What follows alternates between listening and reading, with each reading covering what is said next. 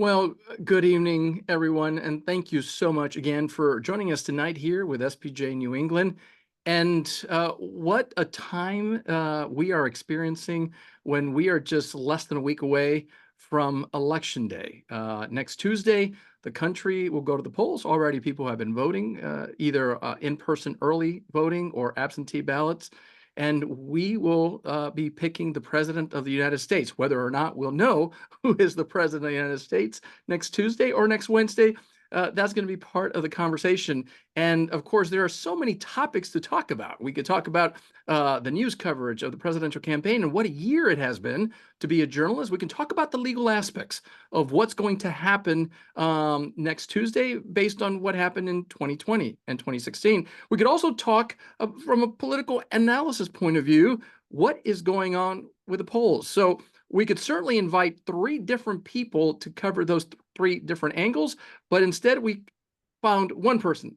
We asked one person to come because he can do all three. He can talk about the political analysis, he can talk about the legal issue, and he's been a journalist for a long time. And as we just discovered doing the pre-interview talk, he is very familiar with being part of the journalism family. Jeffrey Toobin, thank you so much for joining us tonight and being part of this great conversation. Well, thank you, and thank SPJ for all the great work that it does on behalf of journalists everywhere. Both, as I said earlier, when we were off the air, both about the fun parts of journalism, how to be a good reporter, how to celebrate our colleagues, but also how to make a living in these perilous economic times for our business. And I forgot to introduce myself, but my name is Israel Balderas. I'm a former SPJ board member. I'm also a professor of journalism at Elon University in North Carolina. And like Jeffrey, I'm also a lawyer and a journalist. So tonight we should have a wonderful conversation covering a lot of areas. But like with anyone that I meet and I talk to for the first time, I always ask the most important question: how are you? What's going on? I know you've got a book coming out. It just seems like all the time you're very busy. Yeah, I'm busy, but I am. It's funny. My wife always says, we have friends who are writers, and they talk about, oh, how hard it is to write a book and how they become irascible. I like writing a book. That's my favorite thing to do. I mean, I've magazine journalist. I've been on TV for a long time, but my favorite thing to do is write a book. And I'm just about finished with one that's going to come out early next year, and it's called "The Pardon: The Politics of Presidential Mercy," and it's basically about Gerald Ford's pardon of Richard Nixon and presidential pardons generally. I will be updating the book after we know the result for next Tuesday's election. That's really what I've been focused on. Oh, look, there it is. There's my There it Amazon. is. It's going to be published on February 25th. We have a cover, but we don't have the full book yet. And that's what I'd really spent most of my last year on. I'm still working on CNN. I'm still writing magazine pieces here and there, but I've really been focused on writing the book for all of 2024.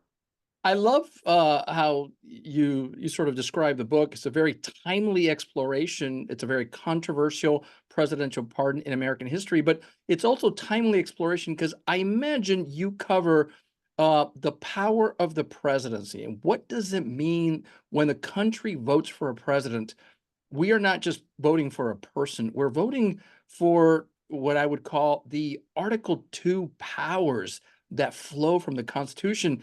And those are the conversations that people are having. The person next Tuesday will have immense power. And with great power, right, comes great responsibility. And that's, I guess, what people are weighing as they go to the polls, right, Jeffrey? Well, there is the specific and the general. I mean, in terms of pardons, one of the things I do, there's a chapter in the book that's sort of a history of pardons going all the way back to the kings of England, and something I didn't really realize is that all of us learned, even if we're not lawyers, that the Constitution is based on the concept of separation of powers, the three branches of government, checks and balances, that at least are intended, that no branch and no person gains too much power. The pardon power is an exception. It is the part of the Constitution that comes most directly from the power of the King of England. The pardon power is essentially unlimited. Mm. There is no judicial review. If a president issues a pardon, that's it. It can't be challenged in court. It can't be overturned by Congress. It is really one of the few absolute powers that a president has. And what makes the story timely is that, as I'm sure most of us know, President Trump has promised to pardon many, if not all, of the January 6th people who were arrested, prosecuted, many of whom got prison sentences in the as a result of January 6, 2021. And if Harris wins, there will be, and there already is, pressure for her to pardon Trump in the way that Gerald Ford pardoned Richard Nixon as an effort to heal the country's wounds, not extend the political rancor. There are obviously arguments against that, but regardless of who wins, I think, and frankly, I hope, pardons are going to be in the news early next year. Already in the news, I see that Kamala Harris has already said she rejects the possibility of a Trump pardon. Some have already been writing about this topic. In The Hill, Kimberly Well, she says that a presidential pardon for Trump would be a very bad idea. As you weigh the history of this amazing power and you look at what's going to be happening over the next 3 weeks, 3 months, 3 years, what should we expect when it comes to this idea? And you use the word mercy. How do we put mercy into politics when the country is so closely divided? What did you discover? Well, I think what makes the history of pardon so interesting is that because it is an unchecked power, it is like an X-ray into the soul of presidents. Mm. They can do exactly what they want, and as with so much else, Donald Trump, especially at the end of his term as president, or I should say his first term as president, because there might be another. Um, he pardoned in such an explicitly political way. He pardoned all the people who had been prosecuted by Robert Mueller. He pardoned Jared Kushner's father. He pardoned Joe Arpaio, the right-wing sheriff in Arizona. He used pardons as a vehicle of his political agenda in a very explicit way, and much more than in other recent presidents. There is a pardon office in the Department of Justice which advises the president on pardons.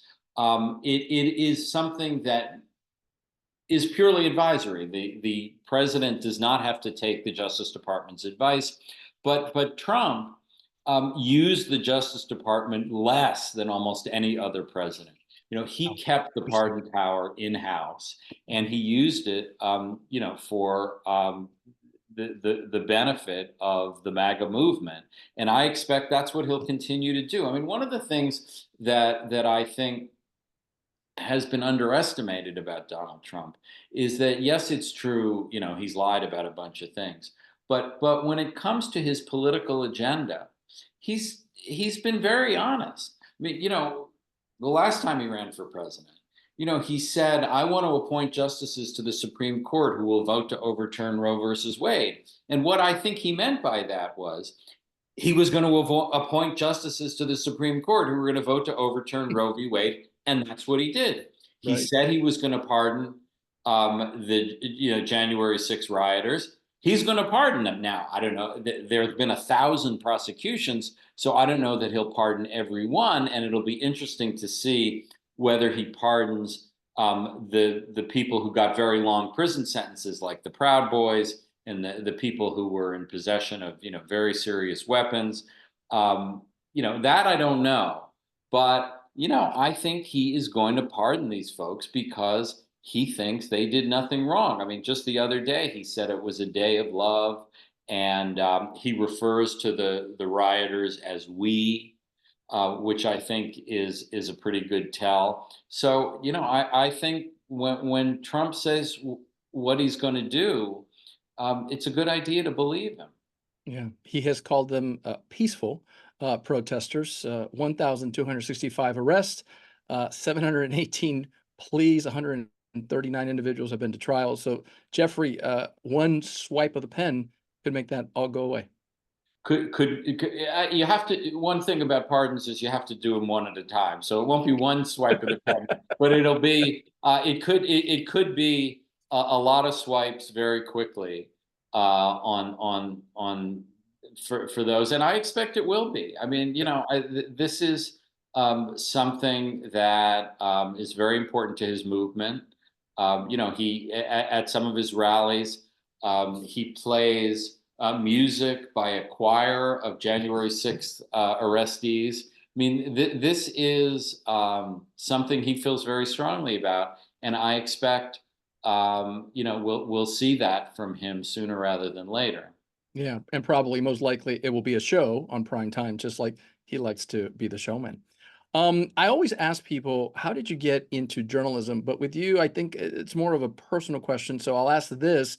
Tell me, who is Marlene Sanders and how did she impact your choices to go from the law to be a journalist? Oh, well, there is a very simple answer to that question, which is Marlene Sanders was my mom.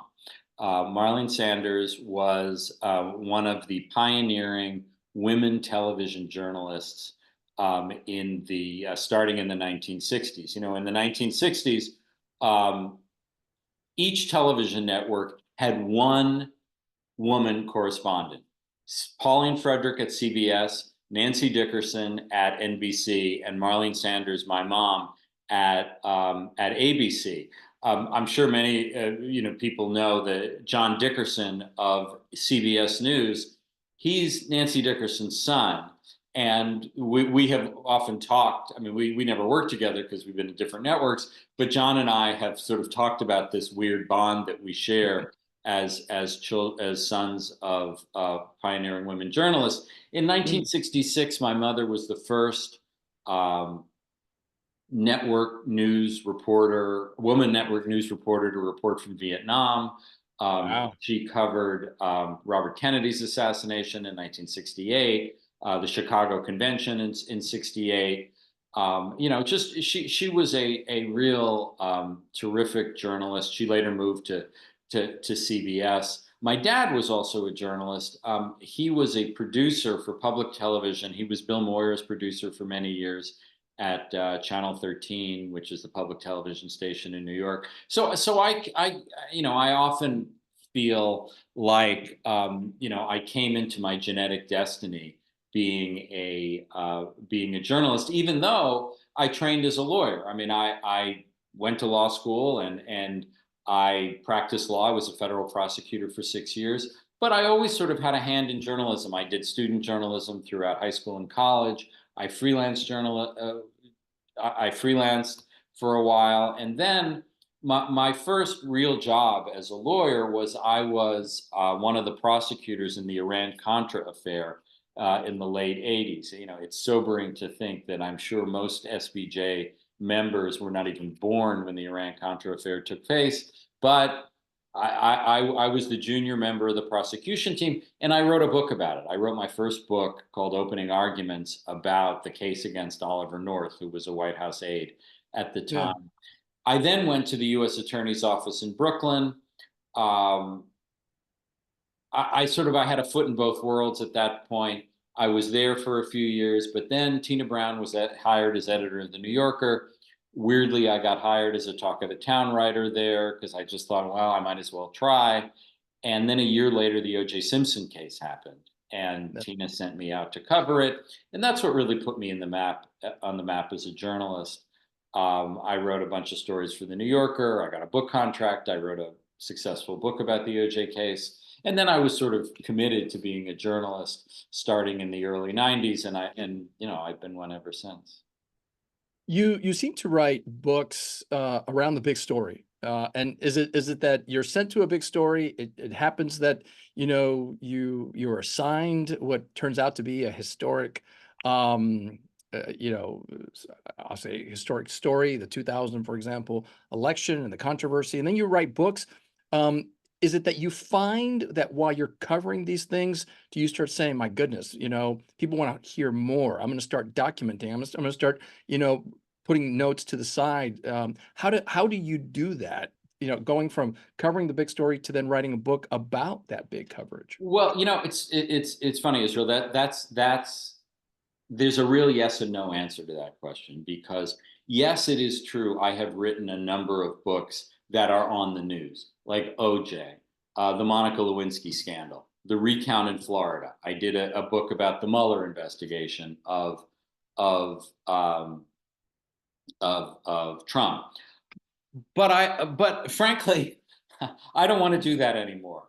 The good news about those subjects is that there's a lot of interest. The bad news is there are always a bunch of books, and I've been fortunate to have successful books, but I don't want to be competing against other writers again the way I did in those books. And my last three of my last, I've written, this is my 10th book, the Pardon book, but three of my last four books have been off the news.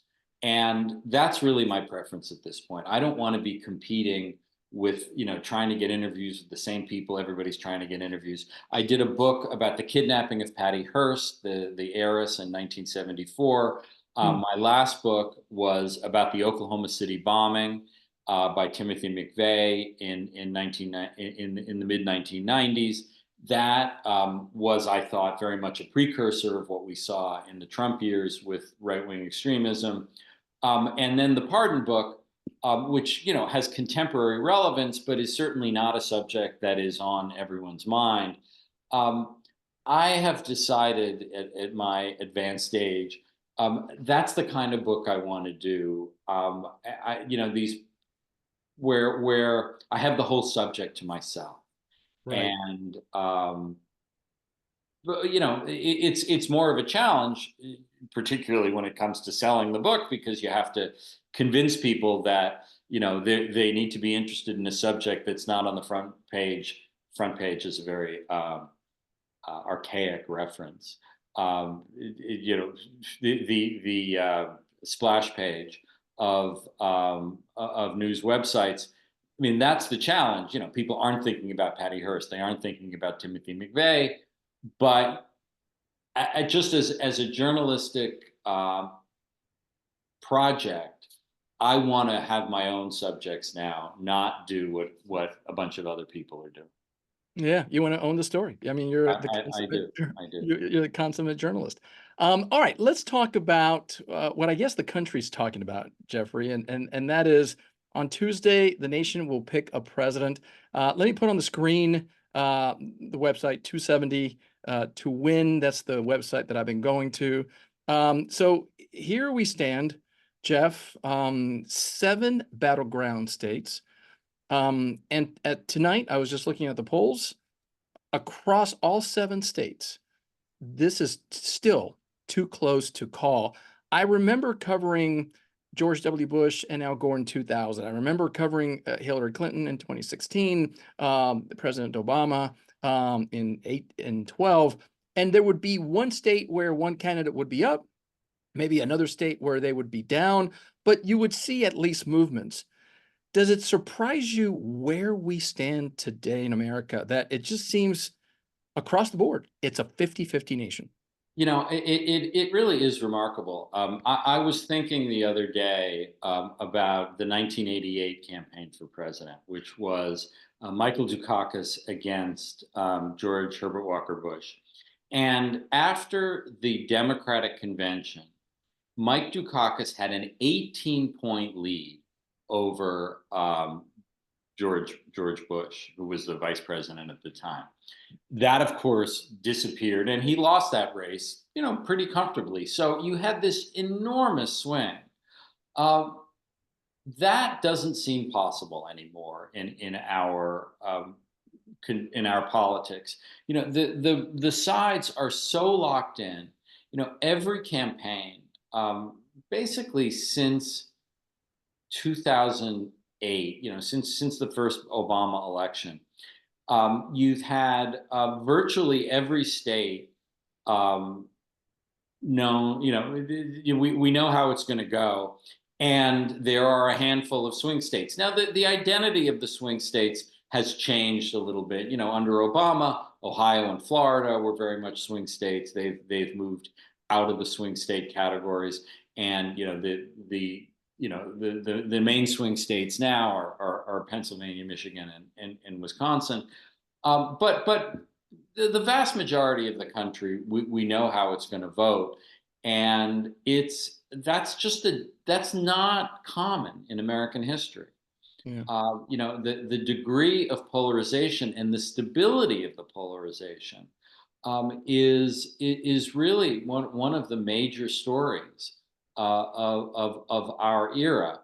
I'm not a political scientist. I can't tell you the deep reasons for it, but it is certainly one of the key aspects of why we are where we are. You say you're not a political scientist. I've seen you on TV for years and years, decades, and I mean, you have great insight. So this next question may be a political scientist question, but still, I think you've covered enough presidential elections to at least talk about these issues. We have a huge gap among men versus women. We have a huge gap among college educated versus non-college educated. We have a huge gap between you would consider yourself religious versus secular. It just seems that the groups are now right in their own sort of tribe, and each group is in large part right. They're looking at this election through their core issue, right? For women, it's reproductive rights. Maybe for men, is the economy. Women, it could be the economy too. What are you seeing over the last 2 or 3 months, and as we get closer to the election? I guess what I'm seeing is, for all the stability we talk about in terms of how evenly divided the country is, Yeah. the issue profiles have changed so dramatically. You know, and I think people underestimate what a major political figure Donald Trump is. I mean, Franklin Roosevelt, Ronald Reagan, and Donald Trump, to me, are the most consequential political figures of the last 100 years, because Donald Trump has changed what it means to be a Republican. The party of Ronald Reagan. Think about the party of Ronald Reagan. Strong national defense, great hostility to Russia, pro-immigration, the and a relatively low profile on social issues.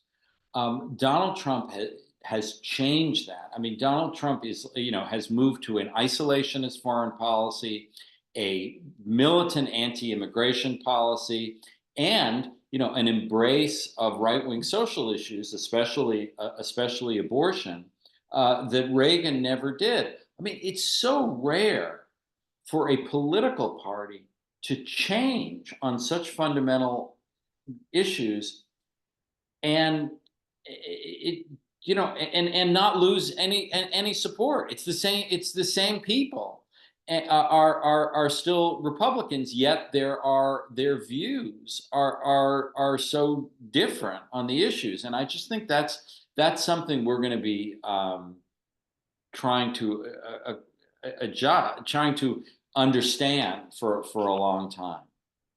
You've covered the rise of right-wing extremism, Timothy McVeigh. We certainly can look back at history and go, under Bill Clinton, there was concern of the rise of this right-wing anti-government extremism. How do you compare that phenomena to today? Some would say you can trace the rise of right wing today to the Tea Party or to the election of Obama in '08 or even to January 6th. How do you see that? I think that there are very direct ties, and one issue that I think um, is very much responsible for a lot of the militancy on the right, in the right wing in this country, is guns. You know, guns is a voting issue for millions and millions of Americans in a way that it wasn't even as recently as the 1980s. You know, Gerald Ford, you know, who I have just written, you know, I'm reading a book, writing a book about. Gerald Ford ran for president on a platform of gun control. You know, the Republican Party, you know, Ronald Reagan, when he was governor of California, passed a very strict gun control law. But the National Rifle Association became sort of militant in the 1980s. And the Republican Party saw what was happening and embraced that cause. And if you look at the issues that motivate um, people on the right, especially the far right, the hostility to the federal government when it comes to guns and gun control is at the very top of the list. I mean, that is something that I think you can't overestimate how important that is. And Trump, you notice when Trump endorses a candidate, he always says, "Oh, you know, he's very strong on the Second Amendment." I mean, this is something that is really a foundational uh, cause for the modern right wing movement. And you see Democrats recognizing how powerful it is, really still tiptoeing around it. I mean, you know, yes, they'll talk about assault weapons bans. Yes, they'll talk about background checks. But, you know, in the 70s, there was a famous group called the National Society Association to Ban Handguns. You know, banning handguns was a big liberal cause. You know, Democrats have totally given up on that. Right. Assault weapons is all they're willing to do. That radicalization about guns is really one of the most profound things I think that our politics has happened in our lifetime. And we've even seen the Democrats, both Kamala Harris and Tim Walz, embrace guns. Kamala Harris saying, "Look, if somebody breaks into my house, I'm going to shoot them." Tim Walz trying as best as he could to show that he can go out and do duck hunting. So they've now embraced Exactly. I mean, this. you know, that is an issue where the center of gravity has moved, you know, profoundly to the right over the past several decades. And yes, it's true. Democrats are interested in some modest forms of gun control, like you know, assault weapons and background checks, but they tread very carefully around them. And as you say, they all you know, they don't want to be perceived as someone who hates all guns. I want to show you this headline since we're talking about this issue from Political Today. The headline is "With threats and violence on the rise, election officials and local police are working hand in hand." And this started with the turmoil of 2020. As you look at next Tuesday, Wednesday, Thursday, what should journalists be looking at or being careful about? Are could it be worse, Jeffrey, than 2020 as we cover this story and as also the country prepares for, again, another change in power? Yeah, I mean, I yes, it could be worse, but I also, you know, don't want to, you know, make it sound like it's preordained that it's worse. I mean, it may not be. It may not be worse, but you know, and I think it's important not to engage in false equivalency here. I mean, you don't see violence on the part of Democrats and their supporters when it comes to polling places and elections and you know, January 6th. I mean, this is something that the worry is that that Trump supporters will not accept anything except a victory. And I think, if you look at the positioning leading up to the election next week, you have Democrats in their customary worry and oh my God, we may lose. Republicans, led by Trump, are saying, well, clearly we're going to win, and if we lose, it'll be because of fraud, and we're going to have to take action. Now, there is no clearly about this election. It's the only thing is clear that it's very close. But the way Trump is positioning himself, it raises the possibility of violence if he's perceived to have lost. I just want to, just as fellow journalists, three things to keep an eye Okay. on next week. The first is polling places. The Republicans have said that they are going to post people at polling places to sort of patrol for people who are not eligible to vote.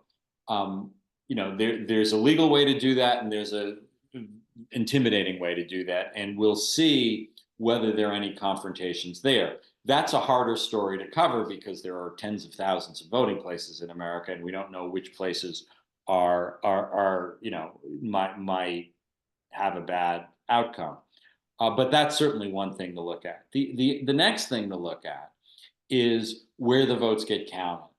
And if you recall, a lot of the worst distortions, especially in Georgia, for example, were about what happened when the votes were counted.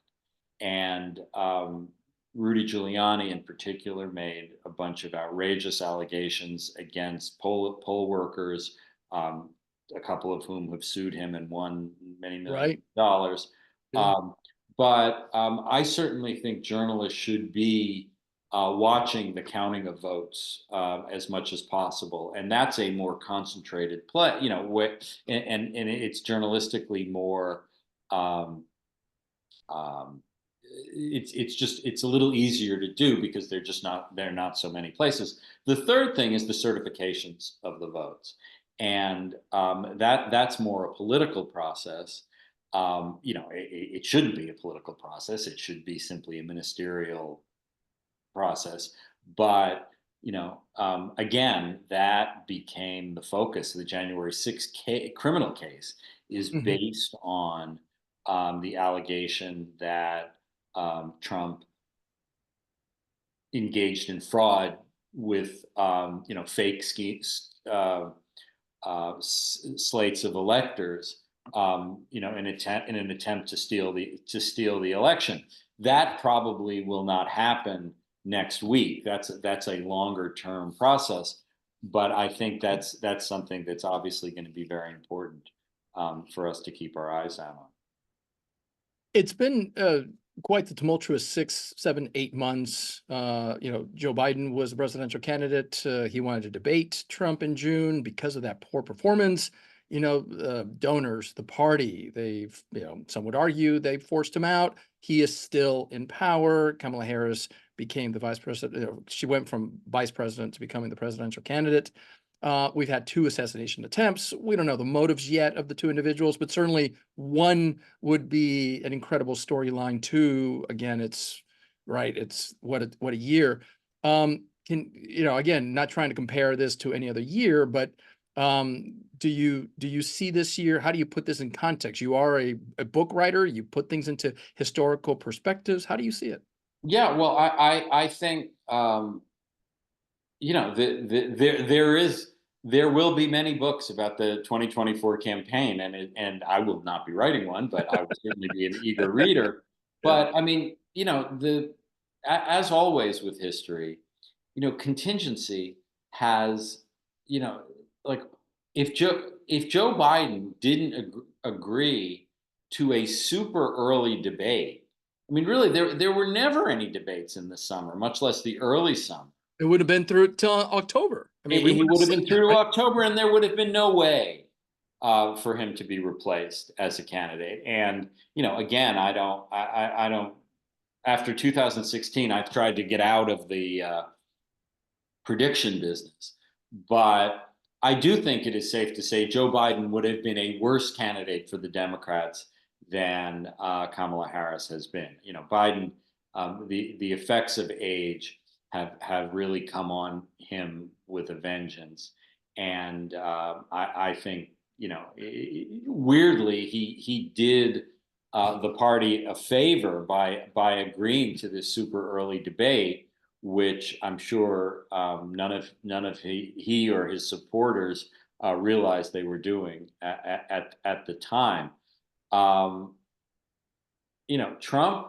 I mean, you know, the assassination attempts are so horrific and so scary and so terrible, as a symbol of how, you know, bad our politics can be. You know, 1968, which, you know, we were talking about my mother. You know, that was the, you know, the story of her life. With and you know, countries that have political assassinations are not healthy democracies. And that is just it's scary in and of itself, the idea that anyone would shoot at a presidential candidate, but it's also scary for what it says about where we are.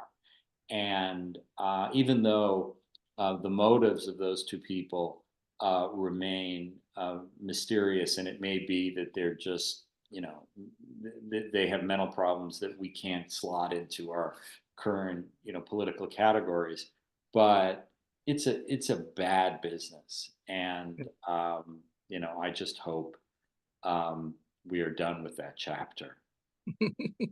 Going back to the interactive map that we were talking about, this is the Senate election map from 270 to win.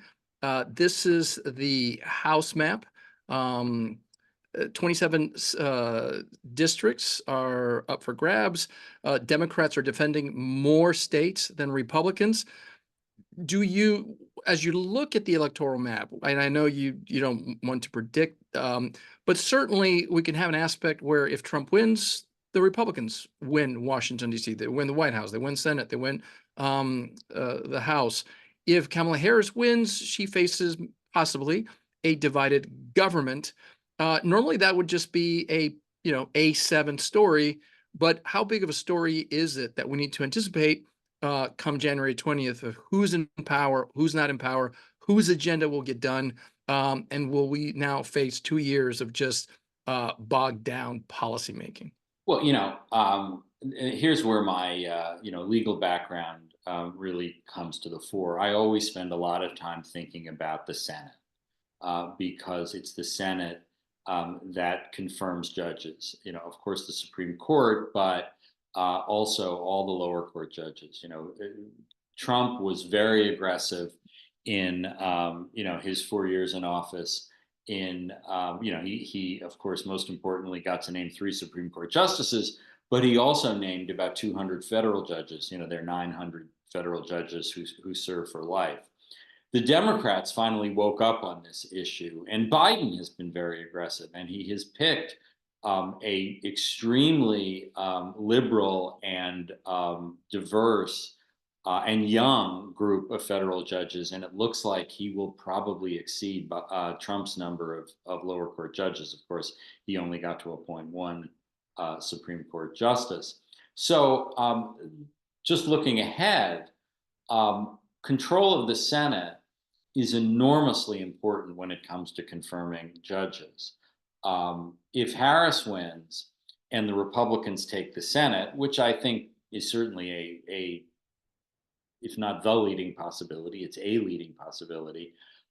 It will really limit her ability to continue the transformation of the federal judiciary, and I would be frankly surprised if she could get any Supreme Court justice through a Republican Senate. Not that there's a vacancy immediately on the horizon. Conversely, if Trump wins and he gets a Republican Senate and potentially a Republican House, there's a lot he could do. and that would start with filling vacancies in the federal courts. But also, I think when it comes to immigration, Trump, unlike when he ran the first time, he has really sort of downplayed healthcare and his desire to overturn Obamacare. I mean, he still says he wants to do it, but if you remember from the debate, he said he has the concepts of a plan. I mean, there is no real plan to replace Obamacare. And frankly, now that Obamacare has been in place for so many years, people have come to accept it, and they like a lot about it, and it's going to be very hard to replace that. But again, the issue of immigration, it's time to believe Trump when he says it. When he says things, he says he wants to have the biggest mass deportation in American history. I think what he means by that is he wants the biggest mass deportation in American history.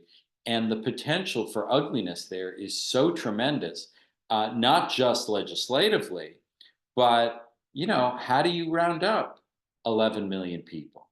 11 million people. I mean, that's how many undocumented people there are in this country. It may be somewhat more or somewhat less than that, but it's on the order of 11 million people. That's and many of those people and their children are deeply integrated into American life and provide tremendous economic benefits to the communities where they live, to say nothing of their own lives and their own stability.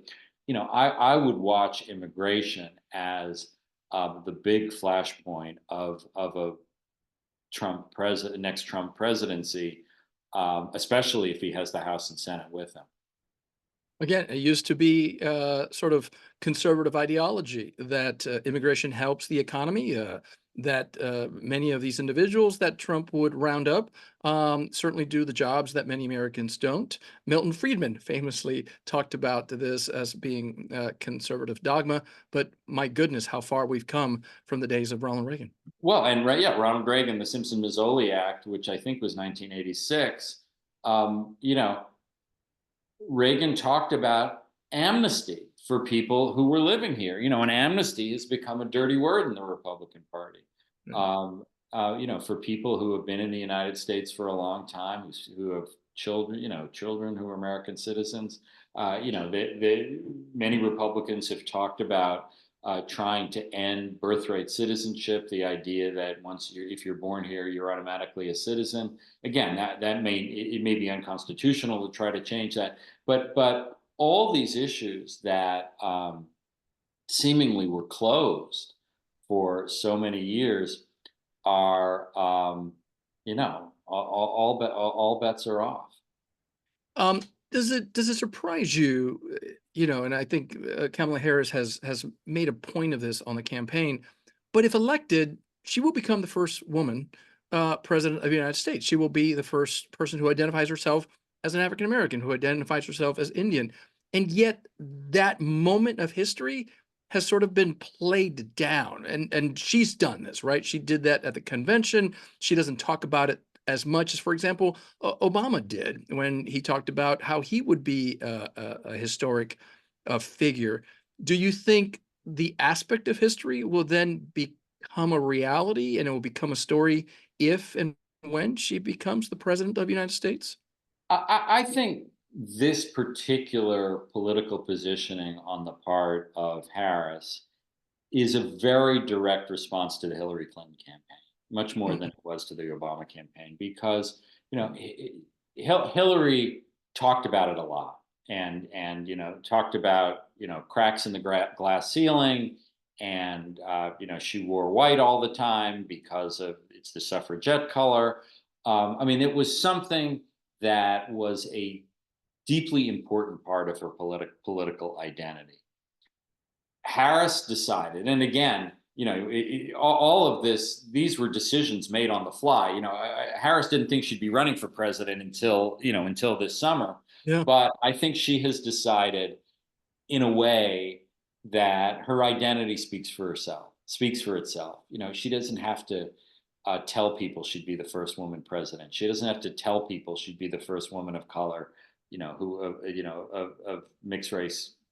She's half Indian, half Indian American, half Jamaican, half black. Um, you know, I think she recognizes that people are smart enough to pick that up on their own, and the people who like that are going to vote for her because of it, and the people who don't like it, it might just alienate them further. But you're right. It is very striking, especially compared to Obama and Hillary Clinton, the way she has downplayed her identity, as it were, in comparison. Um, you're an attorney. You were there in 2000. You saw how, the ballot turned into a Supreme Court issue. You were there, obviously, also covering in 2016, 2020. I want to show you again. I want to go back to this map because I do want to talk about something that, again, maybe it has a oh, sorry, pressed the wrong button. It has a 1 to 100 chance of happening, but I would love to get your take on this. So here's the interactive map. And let's go back to, this was what we started out with. And I'm going to put this here. So Jeffrey, 7 battleground states. I'm going to sort of just based on the polls, I'm in North Carolina. I have family in Georgia. Let me run through this because I'd love to get your take as to what I would consider the most nuclear story that could happen in an already nuclear year. Let's suppose that Trump wins Georgia on Tuesday. He wins Pennsylvania on Tuesday, and he wins Michigan on Tuesday. And that makes it 269. And Kamala Harris wins North Carolina. That's because here in North Carolina, the gubernatorial candidate, the Republican, he has found himself in scandal, and so he's 20 points down from the Democrat. Kamala Harris wins Wisconsin. She wins Arizona because Representative Gallegos is leading Kari Lake by 15. And then in Nevada, the SEIU vote is very powerful. Tuesday night, Jeff, we could see what we haven't seen since 1824, and that is a tie. A tie, 269, 269. And it makes for every journalist for the next 10 weeks one heck of a story. Put the legal aspect, put the historic aspect. What would we as a nation go through if this became a possibility in the year 2024? Oh dear, it would be supremely ugly. I mean, and remember, you are giving the blue dot in Nebraska to Harris. That's correct. That's right. correct. Nebraska and Maine are the only states that divide up their electoral votes, and Maine has one that is likely to go Republican, and Nebraska has one that's likely to go Democratic. But either of those two could flip the election under the scenario you're talking about. If in fact, with all the recounts settled, with everything that happens, it's 269 to 269, it would go to the House of Representatives. And under the Constitution, the House of Representatives votes, but it doesn't vote by majority vote. It votes by delegation. So that each state gets one vote. And the members of that delegation by majority vote decide how their state will go. Like, New York has, I think, 26 members of the House. They would vote about how New York would vote. It's almost certain how that would come out, which is that Republicans control more state delegations than Democrats do, and that's likely to be true even after these midterms, because if this happens, that vote will be taken by the next Congress, the one elected next week, not the current Congress. And I believe it's in the range of 27, 28 states are almost certainly going to be Republican controlled. So that Trump would win if it got thrown into the House. Now you marvelously talked about the 12th Amendment and you talked about the legal aspect, but the human aspect, the human story, the things that we cover. You did hint of this, that we as a nation for the next 10 weeks would go through turmoil, uncertainty, certainly lawsuits, and then afterwards, what? What happens? How do we Well, I recover? mean, I think, I mean, even if it goes into the House, it wouldn't necessarily be as bad as what happened on January 6th. I mean, that's pretty bad. I mean, to have Congress literally trashed and, having a life and death battle in the halls of Congress, it's not that's a pretty low bar for our country to exceed. And I Yeah, think they will. And, I am hopeful that we will exceed it. But I don't know what's going to happen. I mean, in the event that it really is 269 to 269, again, without precedent in American life. But, keep in mind, uh, in 2000, and I wrote a book about this, it's called Too Close to Call, the 36-day battle to decide the 2000 election.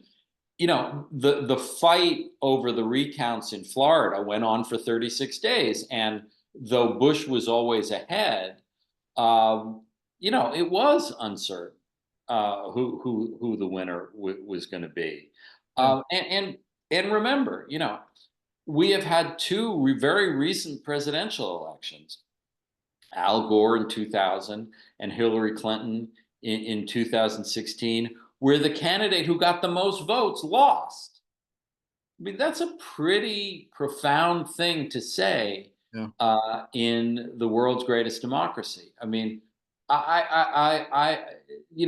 Electoral College, like everything else, has become a major political issue with Democrats opposing it and Republicans supporting it. But again, Richard Nixon um, supported abolishing the Electoral College, and there was a movement in Congress that lost by a very narrow margin under Nixon to abolish the Electoral College. So again, the polarization in our country is, yes, things have been polarized, but not like this. I mean, things are different now Yeah. than they have been in the recent past.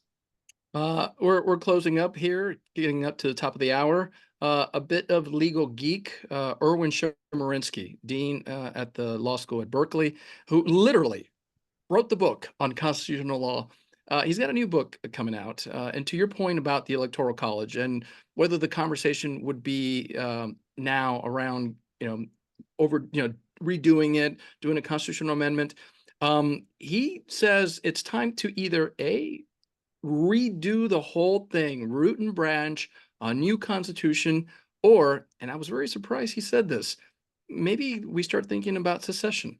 That Overton window, that conversation of what that means now is not extreme. It's coming from someone who I respect so much.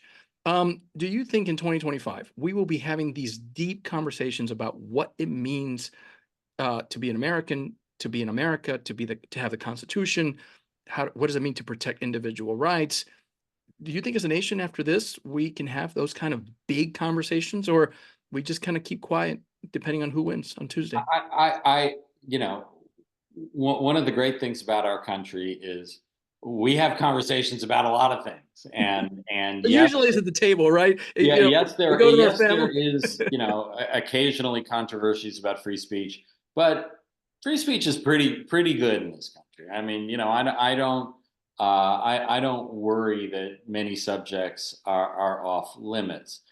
Certainly, the Electoral College is something that deserves to be get more attention. And if we have another election where the candidate with the most votes loses, and there are some polls that suggest Trump could win the popular vote and lose the Electoral College. Have the shoe on the other foot. which might change the political dynamics.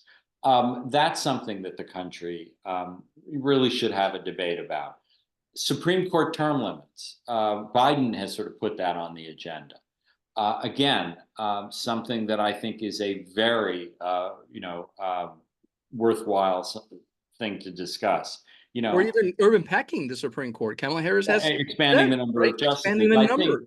I think term limits have a better chance because it is less explicitly political, and it reflects how the world has changed.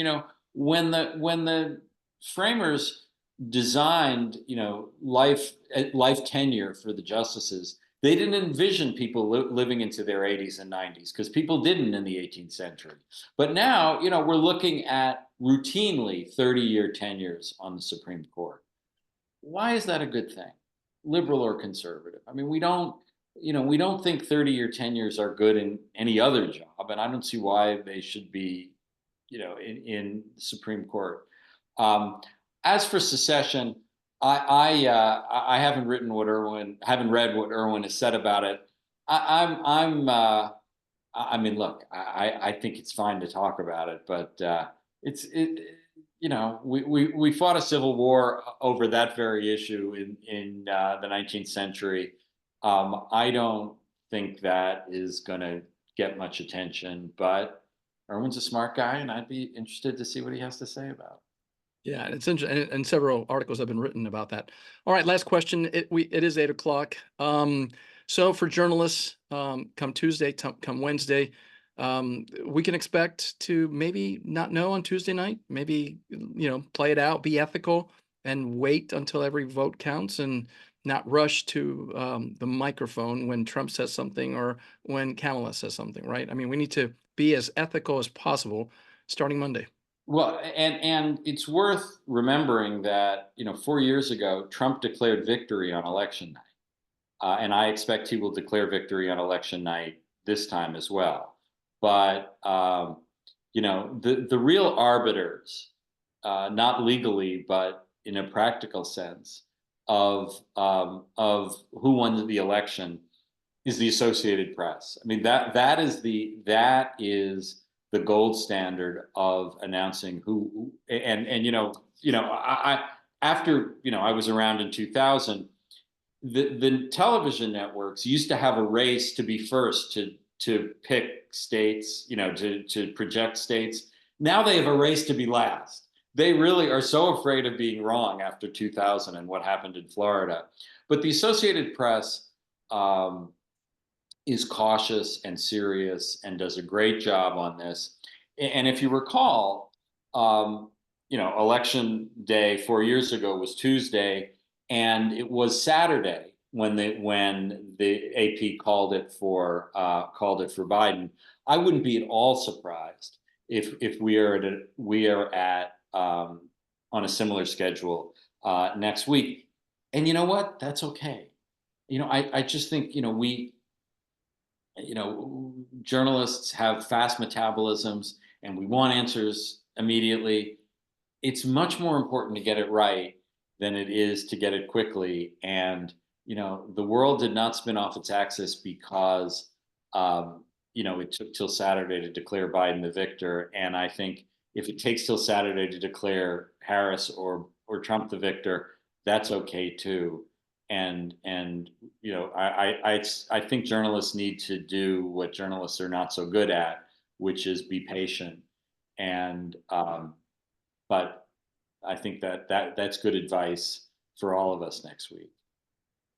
Jeffrey Toobin, author of the upcoming and his 10th book, The Pardon, Nixon, Ford, and the Politics of Presidential Mercy. We look forward to reading what you have to say. Happens after Tuesday when you finish this book. Again, thank you so much for joining us tonight. Thank you. Really enjoyed it. Take care. Bye.